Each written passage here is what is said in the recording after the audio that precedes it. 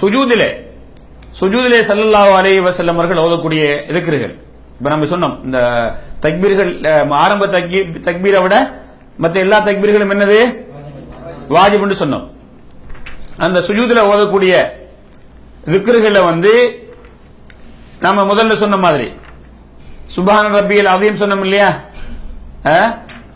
சுப்ஹான ரப்பியல் அஸீம். அதே மாதிரி இங்க சுப்ஹான ரப்பியல் ஆலா, சுப்ஹான ரப்பியல் ஆலா. இந்த ஹதீஸ் முஸ்னத் இமாம் அஹ்மதுல, அபூ தாவூதுல, இப்னு மாஜாவுல, சுனன் தாரகுத்தினில வந்திருக்கிறது. அதே மாதிரி சுப்ஹான ரப்பியல் ஆலா வ பிஹம்திஹி அப்படி என்று சொல்லி ஓதுறது. அது எங்க வந்திருக்குது? சுனன் அபூ தாவூதுல, சுனன் தாரகுத்தினில, முஸ்னத் இமாம் அஹ்மது போன்ற கிரந்தங்களே வந்திருக்கிறது. அதே போல சுபூஹுன் குத்தூசுன் ரப்புல் மலாயிகத்தி வர்ரூஹ் சஹீஹ் முஸ்லிம்ல, முஸ்னத் அபூ அவானாவிலே வந்திருக்கிறது. சுப்ஹானக அல்லாஹும்ம ரப்பனா வ பிஹம்திக அல்லாஹும்ம ஃபிர்லி. ஸல்லல்லாஹு அலைஹி வஸல்லம் அவர்கள் என்ன செய்வாங்க? இத ருக்கூல ஓதுன மாதிரி சுஜூதிலே ஓதிக்கிறாங்க. சஹீஹ் புகாரி, சஹீஹ் முஸ்லிம்ல பதியப்பட்டிருக்கிறது. இப்ப இதை நம்ம இதெல்லாம் என்ன சொல்லி கிடைக்கிறோம்? வாஜிபுகளை சொல்லிக் கொண்டிருக்கிறோம். அதே போல இரண்டு சுஜூதுகளுக்கு மத்தியிலே ஓதக்கூடிய அந்த திக்ர் இதுவும் வாஜிபு. இது மிக சின்ன திக்ர் வந்திருக்கிறது. எல்லோருக்கும் இதை இலகுவாக பாடமாக்கிக் கொள்ளலாம்.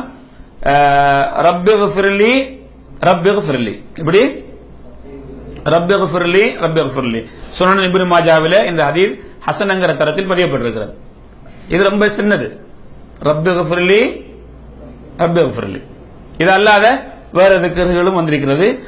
ரப்பிக்ஃபிர்லி வர்ஹம்னி வஜ்புர்னி வர்ஃபானி வஹ்தினி வஆஃபினி வர்ஸுக்னி. இந்த ரிவாயத் சுனன் அபூ தாவூதிலே, திர்மிதியிலே, இப்னு மாஜாவிலே, முஸ்தரக் ஹாக்கிமிலே பதியப்பட்டிருக்கிறது. சில ரிவாயத்திலே ரப்பிக்ஃபிர்லிக்கு பகரமாக அல்லாஹும்ம ஃபிர்லி வந்திருக்குது.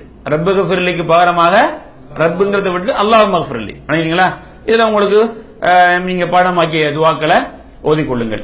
அதே போல முதல் அத்தஹியாத், அதே போல என்ன முதல் அத்தஹியாத்தில் அமருவது.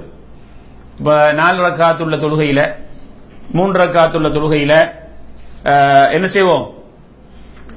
2 அத்தஹியாத்துல நாங்க இருப்போம் இல்லையா? 2 அத்தஹியாத்துல நாங்க இருப்போம். முதல் அத்தஹியாத்து ஒன்று இருக்குது. இந்த முதல் அத்தஹியாத்துல இருக்கிறது என்ன? வாஜிபு.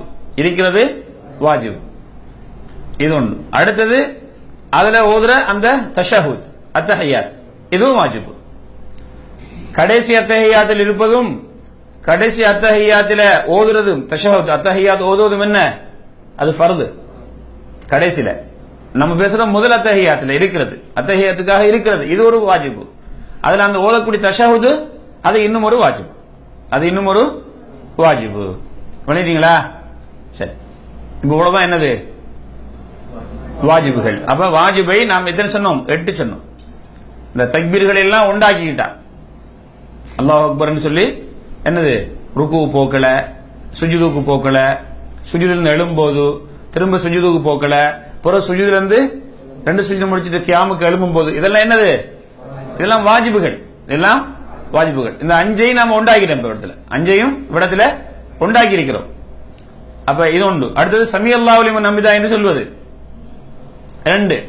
அடுத்தது ரப்பனா லக்கல் ஹம்து, அந்த திக்ர்களுடைய வகைகளை சொல்லிட்டோம். அது எது சொன்னாலும் பிரச்சனை இல்லை. 3. அடுத்தது சுஜூதுல ஓதக்கூடிய ருக்கூல ஓதுற துஆ, ருக்கூல ஓதுற துஆ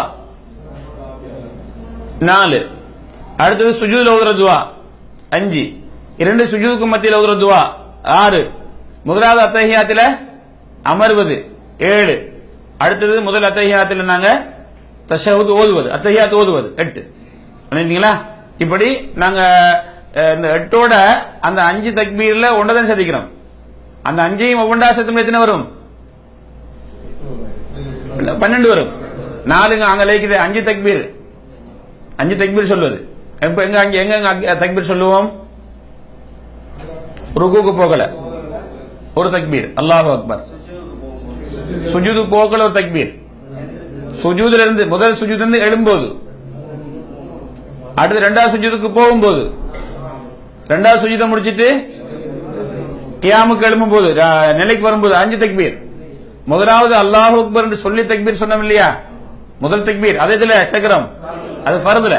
அப்ப இந்த 5 தக்பீரையும் நாங்க இடத்துல ஒண்டா ஆகினதுனால எத்தனை 8 வந்துக்குது. இந்த 5ஐயும் 5 ஆகினீங்கன்னா எத்தனை வரும்? அப்ப 12 வாஜிபு. எத்தனை வாஜிபு? 12 வாஜிபுகள். இந்த இவைகளில் ஏதாவது ஒன்று தெரியாமல் விடுபட்டால், அதை விடுபட்டு அடுத்த கட்டத்துக்கு போனதுக்கு பிறகுதான் அவருக்கு தெரிய வருகிறது நாம் இதை விட்டு விட்டோம் என்றால் அவர் என்ன செய்யணும்? சலாம் கொடுப்பதற்கு முதல்ல சுஜூது சஹவு 2 செய்துவிட்டு அவர் என்ன செய்யணும்? சலாம் கொடுக்கணும். இந்த